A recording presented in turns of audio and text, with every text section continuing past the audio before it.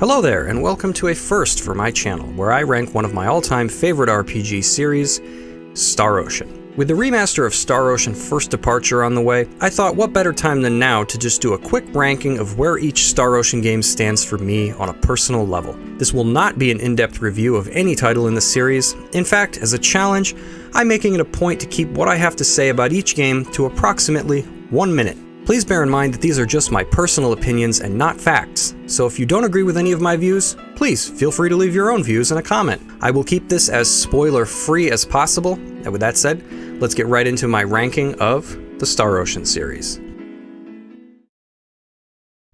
Number 5. Star Ocean First Departure. Wait, how can this be at the bottom, you might ask? I just mentioned Star Ocean First Departure R as being the inspiration for this video. Well, my reasoning is fairly sound. Firstly, this is the only Star Ocean game in the series that I have not beaten. That is not because it's hard or because I have no idea where to go or what to do.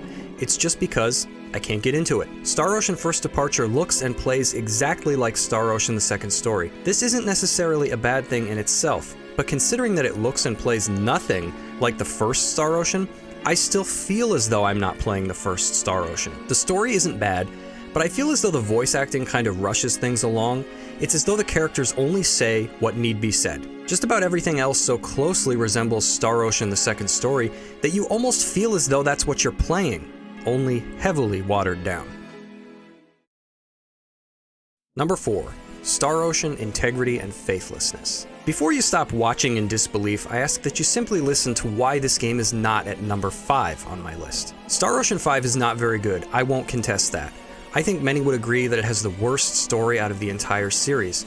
However, the game itself is not entirely without merit. The graphics are gorgeous, its environments and characters look and feel like Star Ocean. And with just a tad more tweaking, I'd say that it has the best combat system in the series. Honestly, all it needed was just a little more work. Among other good things I can say, the fact that you can use all of the characters at once was an awesome addition, even if combat gets a little hectic. The menu systems look seriously cool, and where the game lacks content, at least the menus provided plenty to unlock. The characters are pretty drab personality-wise, and replay value is undoubtedly low, but underneath it all is that Tri-Ace touch.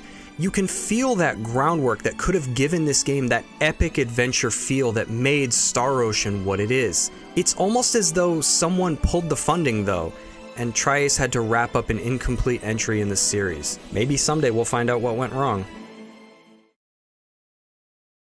Number 3. Star Ocean Till the End of Time. This is probably Star Ocean's strongest story. I remember many taking issues with its twists and turns not long after it came out, only for these things to become more popular long after the game's day in the sun. I have fond memories of Star Ocean 3, its story most of all. So you might ask, why is this not at number 1 then? Well, the game has issues, mostly with its combat system. Why is this so bad? Because combat is a big part of all Star Ocean games. In Star Ocean 3, you're plagued by buggy AI that will sometimes cause your allies to stand around. This is really bad when you're in the corner taking a pounding, and Sophia is in the opposite corner in La La Land. The only solution is to dole out heals manually, effectively jumping back and forth between characters. Secondly, some characters were just not as good as others. Most notably is Fate, the game's protagonist. His attacks are too slow, even if they do dish out decent amounts of damage. This was probably one of the first RPGs I had played as a teenager where I made the conscious decision not to use the main character. You get much better fighters. Number 2. Star Ocean: The Last Hope.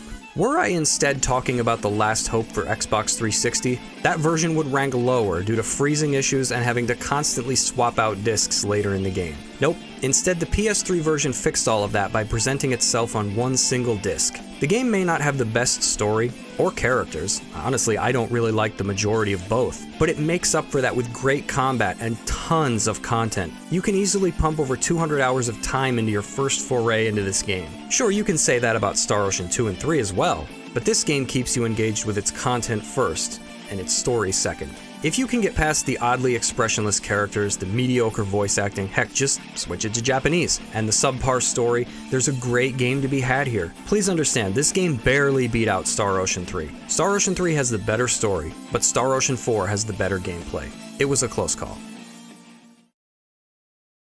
Number 1. Star Ocean: The Second Story. This was a game I almost never came to play. I must have been about 14 years old when my older brother encouraged me to rent it from Blockbuster. That's right, I judged it by its cover. Anyways, I've been a fan of Star Ocean ever since. This game gave me everything I could have wanted in an RPG. An epic story, likable characters, awesome music, great gameplay, exciting combat, and so much more. I had never before played a game so rife with content. It has so many private actions and endings that I sincerely doubt I've seen them all. This was probably one of the first RPGs that I happily sunk hundreds of hours into. That said, not everything in the game has aged gracefully. The voice acting was meme-worthy even back in '99, long before the meme even existed. The combat is pretty shallow compared to games that have come out since then. The voice collection, later replaced with battle trophies, was very buggy, and sometimes unlocking a voice could prove impossible. Nevertheless, this was when Tri-Ace and Enix were at their best. Hopefully this game will get a remaster too.